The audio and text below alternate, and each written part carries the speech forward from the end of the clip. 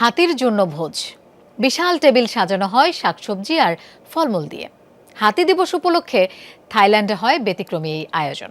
প্রাণীটিকে ইতিহাসের গুরুত্বপূর্ণ অংশ ভাবা হয়, তাই প্রতি বছরই থাকে এমন আয়োজন। সারা বিশ্বে 12 আগস্ট দিবসটি পালন করা হলেও থাইল্যান্ডে পালিত হয় 13 মার্চ। বিশাল টেবিল জুড়ে সাজানো হরেক রকমের ফলমূল আর শাকসবজি। থাইল্যান্ডের ছনবুরি প্রদেশের নংনুচ ট্রপিক্যাল গার্ডেনে 57টি হাতির জন্য আয়োজন করা হয়েছে এ ভোজের। দেশটিতে হাতি দিবস উপলক্ষে প্রতি বছরই হয় এমন আয়োজন। বিশ্বব্যাপী 12 আগস্ট হাতি দিবস পালন করা হলেও থাইল্যান্ডে পালন করা হয় 13 মার্চ। ঐতিহাসিকভাবে দেশটির মানুষের কাছে হাতির গুরুত্ব অনেক, আর তাই জাঁকজমক আয়োজনে দিবসটি পালন করে দেশটির বাসিন্দারা। তবে করোনার কারণে গত 2 বছর উৎসব ছিল সাদামাটা।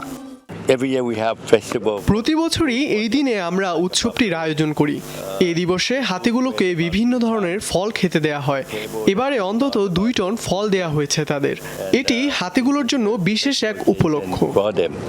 থাইদের জীবন ও জীবিকার সাথে ঐতিহাসিকভাবেই রয়েছে হাতির সম্পর্ক।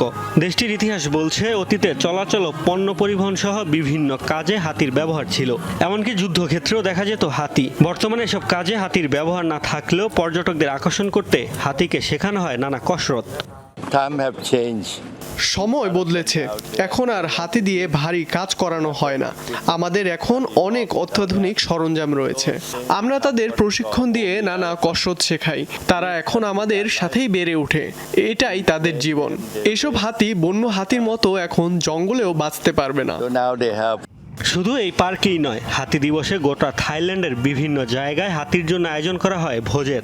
এছাড়া এই প্রাণীর সুস্থতা কামনায় করা হয় প্রার্থনাও। মোস্তফা মাহমুদ, যমুনা নিউজ।